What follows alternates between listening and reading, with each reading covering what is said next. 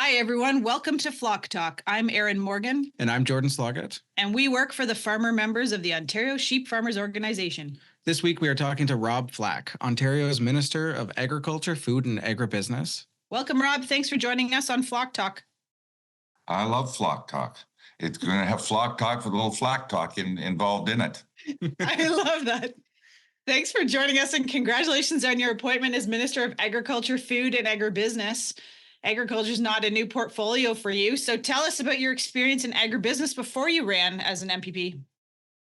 Well, I started with a company called Master Feeds way back when, and didn't grow up on a farm, but was around my grandfather's farm right from birth and worked on farms. Always wanted to be a farmer or be involved in the business of farming. And upon graduating from Guelph, I didn't have a family farm to go to, so I started off as a sales trainee, as I said, with a company called Master Feeds, then a part of Maple Leaf Mills, and grew my career from there and ended up as CEO in 1993 and helped build the company with a great team, I might add.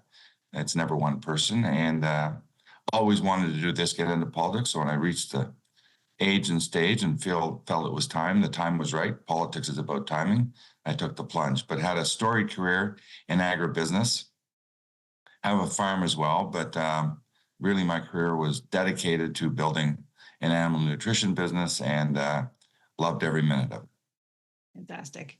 Minister Flack, what drew you into provincial politics, and what interesting experiences have you had since being elected as MPP for Elgin, Middlesex, London? I was one of those people that got the bug early. Excuse me. My father and mother always taught to those who much has been given, much is expected, and you always give back to community. And I remember in grade 7, William Grenville Davis, 7 or 8, I forget which year, it's all a blur now, but in grade 7, let's say, William Grenville Davis was elected leader and premier of the PC Party of Ontario and Premier of Ontario. And I remember taking it to school that day and was excited. Why? Because he was our MPP. Oh. And I remember that was my first recollection of being excited about the provincial scene, and have been involved in the party my entire life, helping in campaigns, leadership, local campaigns, etc., and always wanted to do it. And again, it's about timing. And so when the time presented itself, I took, as John Crosby used to say, the plunge, and then I went. And so it's been a wonderful beginning. Obviously June of 22, so I'm a little over 2 years. So I've had some great experiences I loved. And as much as it's an honor serving in cabinet, first as Associate Minister of Housing, now Minister of Agriculture, Food and Agribusiness, the true meaning of public service is looking after your constituents at home. And while I love all my stakeholders in this new portfolio, you still have to remember who elected you, and that's the people at home. So we've had some great successes, from new school announcements to Volkswagens in our riding, for example, and a great economic spinoff and contribution that's going to make getting infrastructure dollars, doing things like the Trillium grants, helping local communities, local not-for-profits do well. So it's you are involved in a lot of different things, but serving your community first and foremost has been the most gratifying for sure. That's amazing. So we know that even with all your career experience in agriculture, the first couple of months after being appointed as minister, getting up to speed must be an absolute ton of work. So what are your early priorities as minister, recognizing you've really only been in the job since June?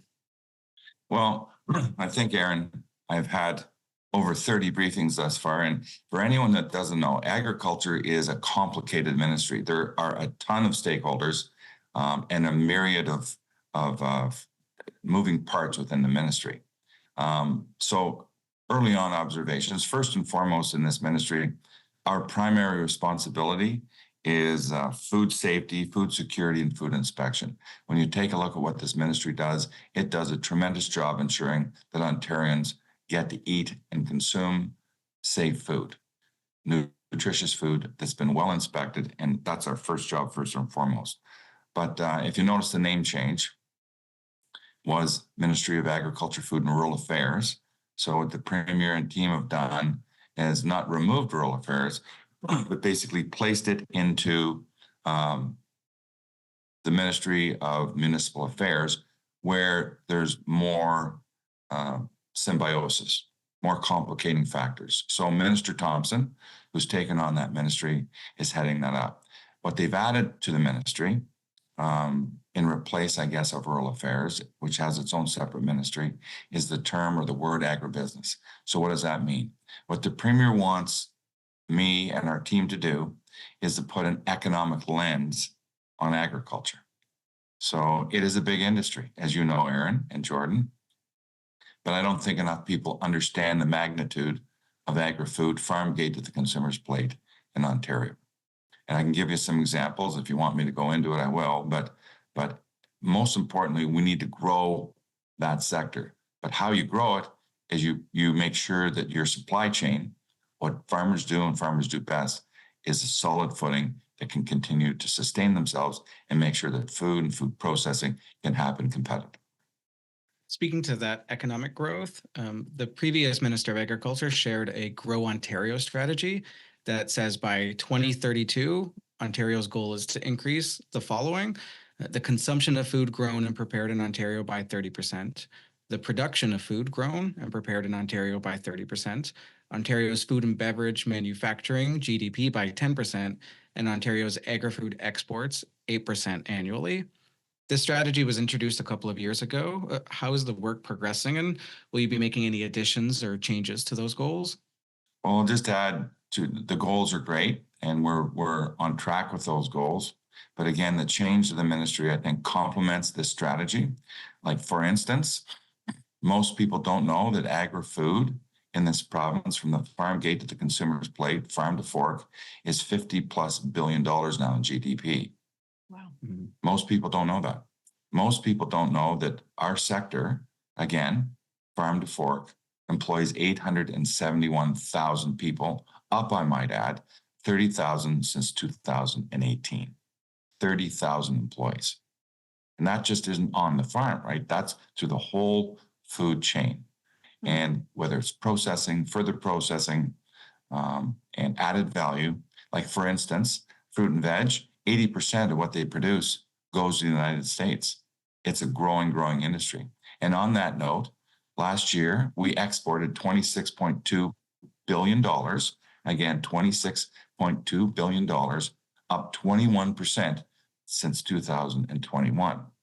So again, I want to put a highlight on the notion that we are growing. And of course, our Grow Ontario strategy complements these activities. And what we want to do is not create the economy, the ag economy. We want to create the environment. So farmers, food processors, food exporters, further processors, everyone that's involved in the business of food has the opportunity to grow, invest and grow. And that is our job. That is what I see a big part of my mandate as Minister of Agriculture, Food and Agribusiness is, according to the Premier, at least for sure. And I take his direction that we're going to focus on effectively. That sounds great. And we know that farmers are a big part of that strategy, and it's really important to support our producers here in Ontario. And, I know that our members want us to ask this question. What are your thoughts on the future of the risk management program? I think I know where you're going. Tell us about RMP, Minister.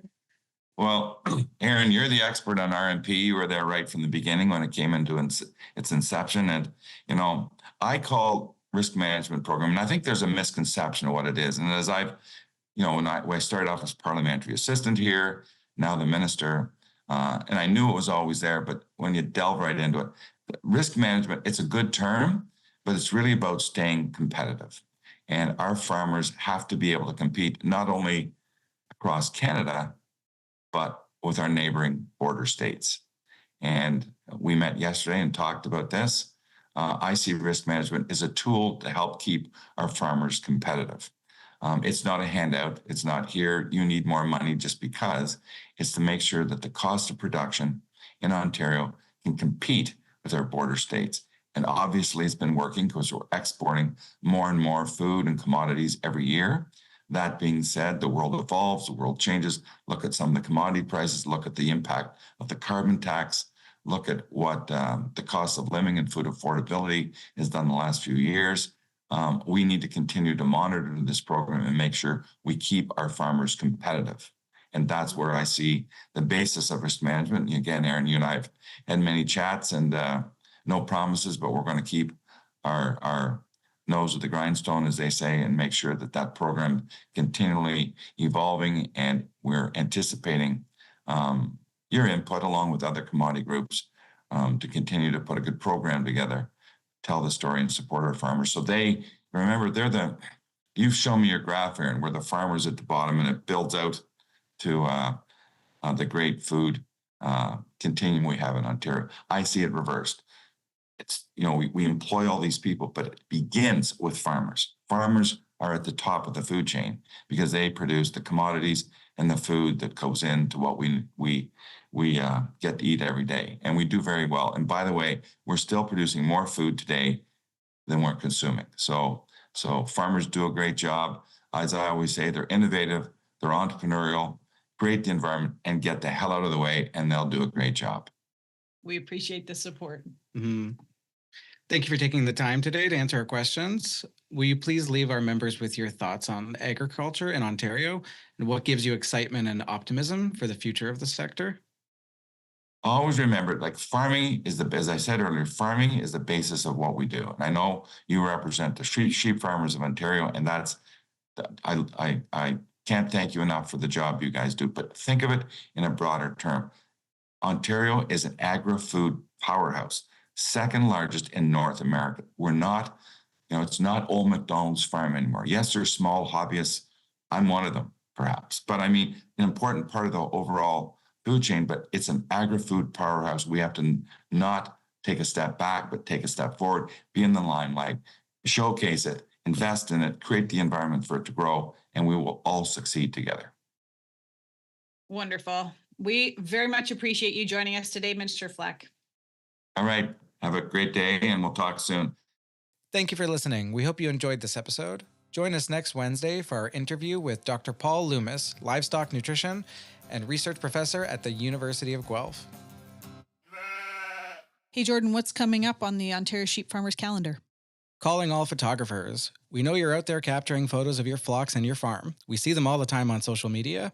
Ontario Sheep Farmers is once again hosting a photo contest, and we want to see your best sheep-related shots. Whether it's lambing season, grazing, or farm life, we're looking for images that capture the essence of sheep farming in Ontario. Our contest runs until September 30th, and winners will have their photos featured in our publications and online. Plus, there are some really great prizes up for grabs. Head on over to ontariosheep.org/photo-contest to enter and share your unique perspective on sheep farming.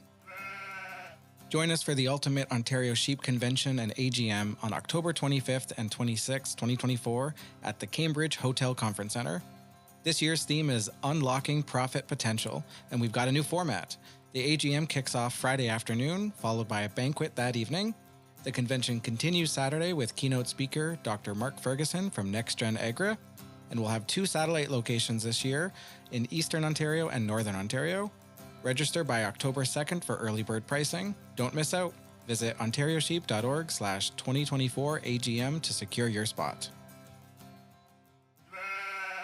If you enjoyed our podcast, please subscribe to your podcast app to receive alerts for future episodes, and please consider sharing this episode with your friends. For more Ontario Sheep Farmers content, follow us on social media at Ontario Sheep Farmers on Instagram and Facebook, and at Ontario Sheep on X.